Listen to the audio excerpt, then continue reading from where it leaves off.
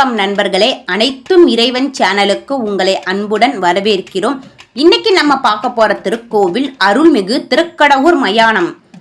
மூலவர் பிரம்மபுரீஸ்வரர், பெரிய பெருமானடிகள், அம்மன் மலர்குழல் மின்னம்மை, அம்மலகுஜ நாயகி, தீர்த்தம் காசி தீர்த்தம், தலவிருச்சம் கொன்றை மரம், புராணப்பெயர் திருக்கடவூர் மயானம், ஊர் திருமயானம்.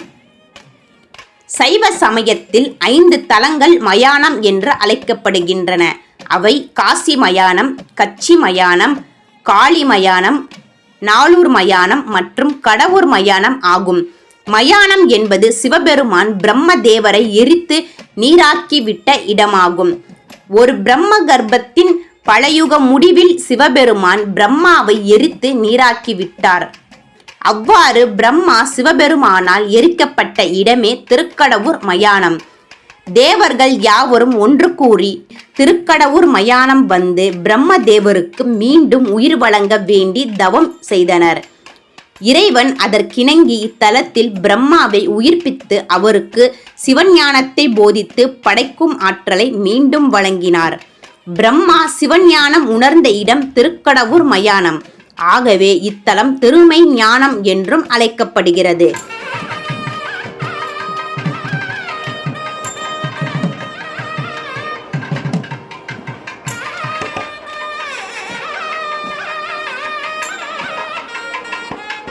பிரம்மன் வழிபட்டு பேறு பெற்ற தலம்.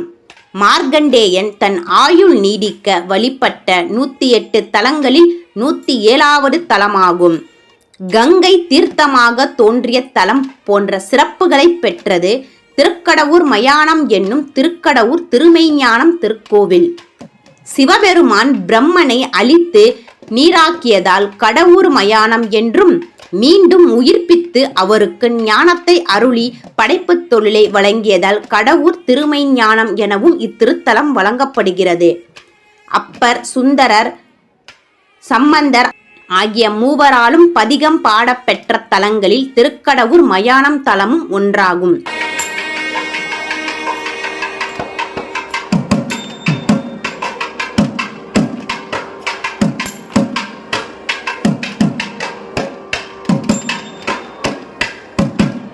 மேற்கு பார்த்தர் சிவத்தலங்களில் இத்தலமும் ஒன்று. ஆலயத்தின் நுழைவு வாயில் வழியாக உள்ளே சென்றவுடன் ஒரு பெரிய வெளிப்பிரகாரம் காணலாம். நேர் எதிரே உள்ள 3 நிலை கோபுரத்தின் முன் நந்தி மண்டபம், பலிபீடம் உள்ளன. கோபுர வாயில் வழியாக உள்ளே சென்றால் மூலவர் பிரம்மபுரீஸ்வரர் தனி கருவறையில் சுற்று பிரகாரத்துடன் மேற்கு நோக்கி அருள் புரிகிறார். சிவன் சன்னதியில் வடப்புறம் முருகர் சிங்காரவேலர் என்ற திருநாமத்துடன் தென் திசை நோக்கி அருள் புரிகிறார். சிங்காரவேலர் கையில் வில்லும் அம்பும் கொண்டு பாதக்குரடு அணிந்தும் காட்சியளிப்பது இவ்வாலயத்தின் தனி சிறப்பாகும்.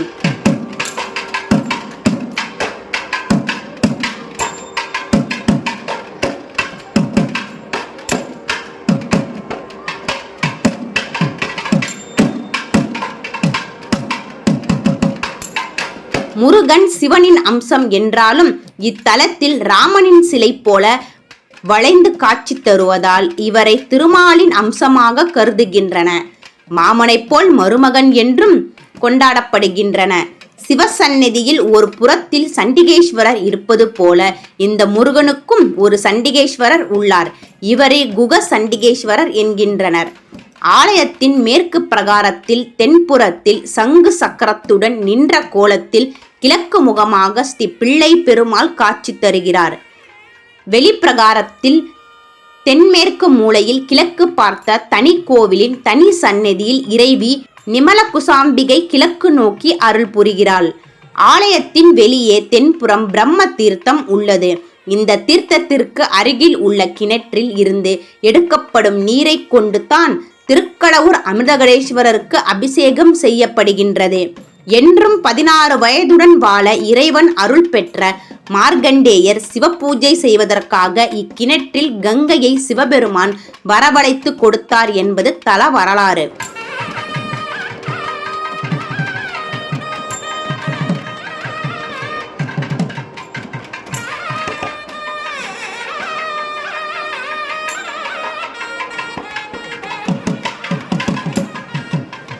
காசியில் இருந்து கங்கா தீர்த்தம் எடுத்து வந்தாலும் அபிஷேகம் கிடையாது. இந்த புனித நீரை கொண்டு மற்ற தெய்வங்களுக்கும் அபிஷேகம் செய்தால் என்ன என்று கூறி பாகுலேயன் என்ற மன்னன் பிரம்மபுரீஸ்வரருக்கு அபிஷேகம் செய்தபோது சிவலிங்கத்தின் உச்சியில் வெடிப்பு ஏற்பட்டது. அதற்கான தழும்பு இத்தல இறைவனின் திருமுடியில் காணப்படுகிறது. இத்தல பிரம்ம தீர்த்தத்தில் கங்கை வந்த நாள் பங்குனி மாதம் அஸ்வினி நட்சத்திரமாகும். வருடந்தோறும் வரும் இந்த புண்ணிய நாளில் மட்டும்தான் பக்தர்கள் அனைவரும் புனித நீராடுவார்கள்.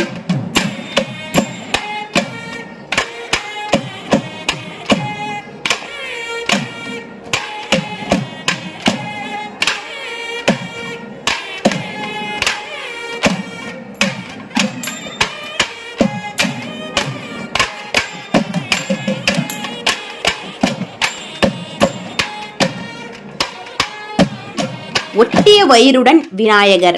விநாயகர் பெரிய வயிறுடன் தான் இருப்பார். இக்கோயிலில் இவர் ஒட்டிய வயிறுடன் காட்சி தருகிறார். இவரை பிரணவ விநாயகர் என்றும் அழைக்கிறார்கள். ஓம் என்னும் பிரணவ மந்திரத்தின் வடிவமான முருகனையும் பிரணவ விநாயகரையும் இங்கு தரிசிப்பது விசேஷம். படைப்பு கடவுளான பிரம்மாவுக்கு சிவன் படைப்பின் ரகசியத்தை உபதேசித்த போது கைகட்டி மெய்ப்பொத்தி விநாயகரும் உபதேசத்தை கேட்டாராம். இதனால் இந்த வயிறு சிறுத்து இருப்பதாக சொல்வர். யமனை எட்டி உதைத்து மார்கண்டேயரை காத்த அமிர்தகடேஸ்வரர் திருக்கோவில், திருஆக்கூர், திருத்தலை சங்காடு, திருவலம்புரம், திருவிடைக்களி, அனந்தமங்கலம் என பழம்பெரும் திருக்கோவில்கள் பல இந்த ஆலயத்தின் அருகே அமைந்துள்ளன. பிரம்மனுக்கு ஞானத்தை அருளியதால் கல்வி ஞானம் பெற ஏற்ற தலமாக திருக்கடவூர் மயானம் விளங்குகிறது.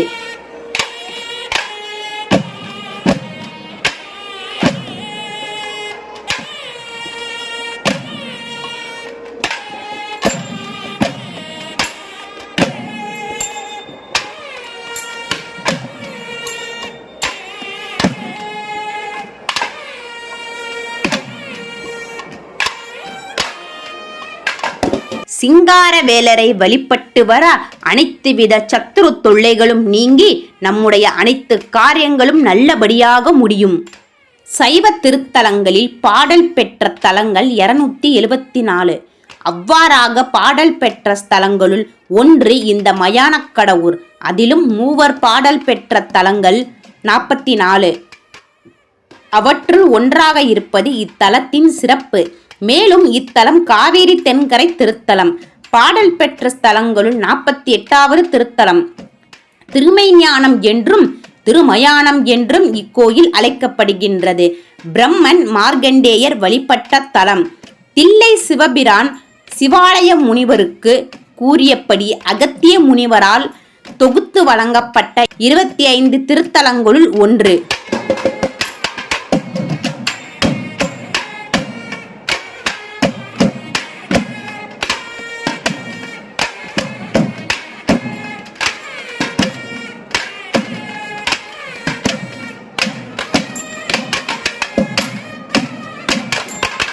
இத்திருக்கோயிலில் தமிழிலே அர்ச்சனை செய்யப்படுகிறது.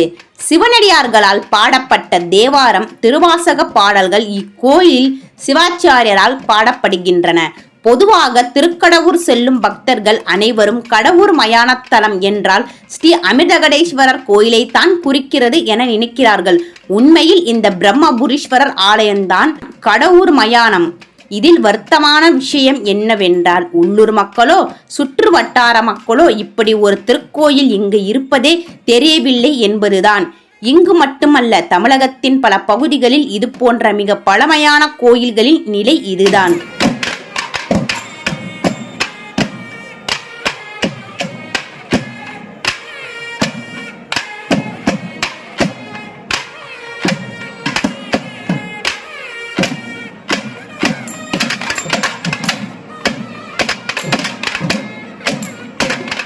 எல்லா திருக்கோவில்களிலும் கல்வெட்டுகள் காணப்படுவது வழக்கம். அக்காலத்திய வாழ்க்கை முறை, கோயிலை கட்டியவர்களின் விவரங்கள் என்பது போன்ற வரலாற்று செய்திகளை பற்றிய ஆவணங்களே இவை. வரலாற்று ஆய்வாளர்கள் மட்டுமே புரிந்து கொள்ளும் வண்ணம் கல்வெட்டுகள் பொதுவாக கிரந்த எழுத்துகளிலே காணப்படும். இக்கோயிலில் அனைவரும் புரிந்து கொள்ளும் விதமாக கல்வெட்டுகள் தமிழிலே எழுதப்பட்டு உள்ளன. இக்கோயில் சிறப்புகளில் இதுவும் ஒன்று. ஒவ்வொரு திருக்கோவிலும் அக்கோயில் சிற்ப வேலைப்பாடுகள் காண்போரை வியப்பில் ஆழ்த்தும். இத்திருக்கோவிலோ கோயில் பிரகாரம்தான் நம்மை வியப்பில் ஆழ்த்துகிறது. எத்தனை பெரிய தாழ்வாரம்! 1000 பேரை வரவழைத்து அமோகமாக திருமணம் நடத்தலாம். இக்கோயிலின் பல வருடங்களுக்கு முன் இப்போதும் திருக்கடவூரில் நடப்பது போல் 60ஆம் கல்யாணம் 80ஆம் கல்யாணம் வெகு சிறப்போடு நடைபெற்றுள்ளன. இக்கோயில் பிரகாரமே இதற்கு சாட்சி.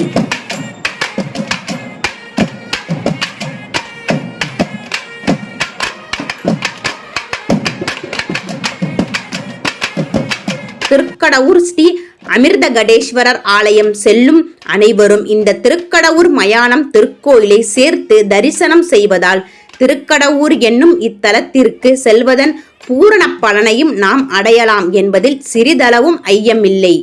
திருக்கார்த்திகை, சிவராத்திரி, திருவாதுரை, மார்கண்டேயருக்காக பங்குனி மாதம் அஸ்வினி நட்சத்திரத்தன்று கங்கையே தீர்த்தமாக தோன்றினார் என தலப்புராணம் கூறுகிறது.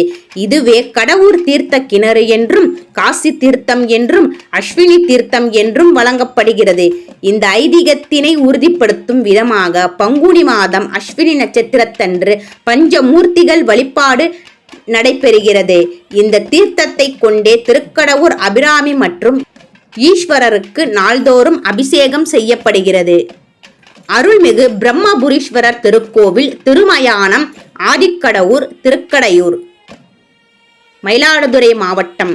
மயிலாடுதுறை தரங்கம்பாடி வழித்தடத்தில் திருக்கடவூர் என்னும் புகழ்மிக்க திருத்தலம் உள்ளது. இதன் பின்புறம் கிழக்கே 2 கிலோமீட்டர் தொலைவில் திருக்கடவூர் திருமெய்ஞானம் திருத்தலம் இருக்கிறது. சென்னையில் இருந்து தெற்கே 300 கிலோமீட்டர் தொலைவிலும், மயிலாடுதுறையில் இருந்து கிழக்கே 25 கிலோமீட்டர் தூரத்திலும், காரைக்காலுக்கு வடக்கே 25 கிலோமீட்டர் தொலைவிலும், தரங்கம்பாடிக்கு வடமேற்கே 12 கிலோமீட்டர் தூரத்திலும் இந்த ஆலயம் அமைந்திருக்கிறது. வீடியோ பொறுமையாக பார்த்ததுக்கு மிக்க நன்றி. வீடியோ எல்லாருக்குமே ஷேர் பண்ணுங்கள். கோயிலுக்கு வர முடியாதவங்க இதன் மூலமாக இந்த அற்புத திருத்தலம் பார்க்கட்டும். சேனல் சப்ஸ்கிரைப் பண்ணுங்கள். வேறொரு கோயிலோட நம்ம மீண்டும் சந்திப்போம். வாழ்த்துக்கள். நன்றி. வணக்கம்.